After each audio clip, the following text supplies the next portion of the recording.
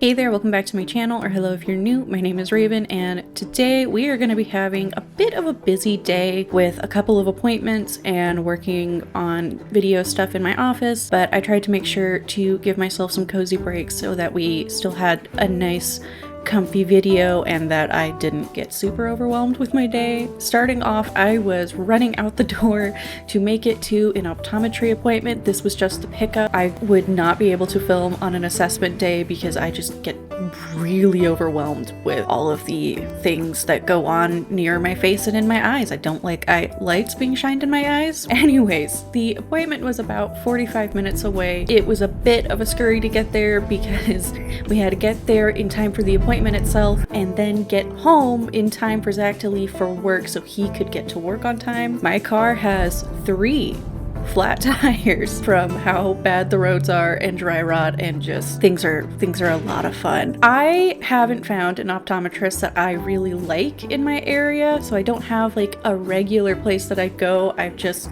been going to a new place every time I realize that I can't keep procrastinating on new glasses anymore. So I found this place online and I did like them. I was specifically looking at the reviews for Bedside Manner because I have had just genuinely terrible experiences with medical practitioners and specifically optometrists. I did not check the reviews to gauge the price point of the place, which that's my fault. The staff was really nice, like so accommodating and just fabulous, but I was not prepared for all of the frames to be designer brands. I know this isn't the most logical explanation, but I didn't prepare myself before my appointment going in to just ask to get my prescription so that I could order glasses online. I know that is supposed to be a lot more affordable, but I just I was already overwhelmed with the eye exam, and after the exam I was gonna go pick out my frames.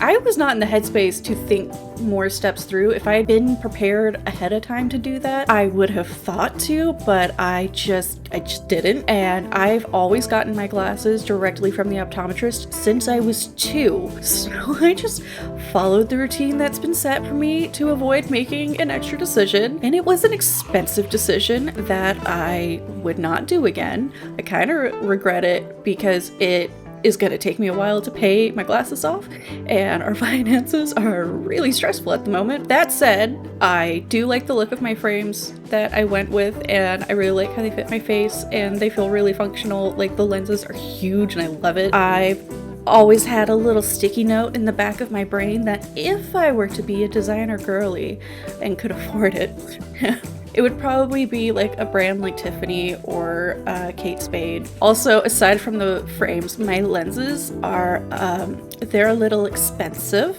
They're a little more expensive than my insurance likes them to be and how expensive I would like them to be.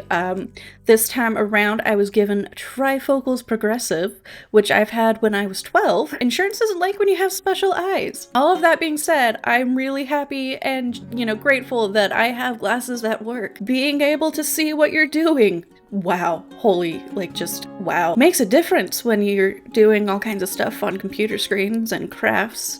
Makes a huge difference.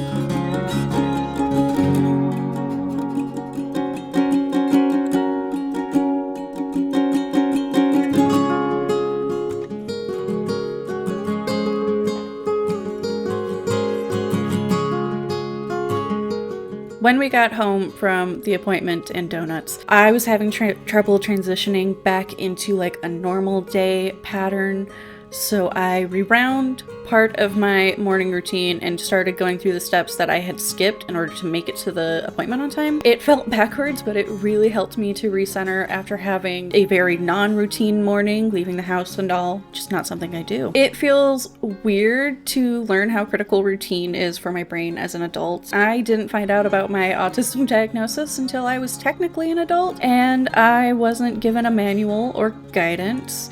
So it's taken me about a decade so far to learn how to give myself structure and stability that I need on so many levels, on just about every level, without shaming myself for being high maintenance or controlling. On days like this where I figure out how to recenter myself and start over, it really shows me how much my life has changed and how much I've learned. 18-year-old me would be astounded at just how peaceful my life is in comparison. I was able to get a little bit of work done before my therapy appointment, and after therapy I have an hour set aside to just sort of like melt or recuperate depending on how the week has gone. This week my post-therapy break was spent just getting some reading in. It was officially too cold to go outside anymore, but I did get to sit in the sunlight by the windows, which is just, it's lovely. And I was reading a book that I first read in middle school when I lived in Southern California, and the book takes place in Southern California, so it's just a double whammy of nostalgia. Technically, this is the first 3 books in the series in one volume, so it's a chonker of a book for a reason. I would love to find the rest of the series eventually, because I never actually got to finish it in my first 2 or 3 read-throughs because my school library didn't have all of the books. So finishing it just feels like a resolution for my inner preteen.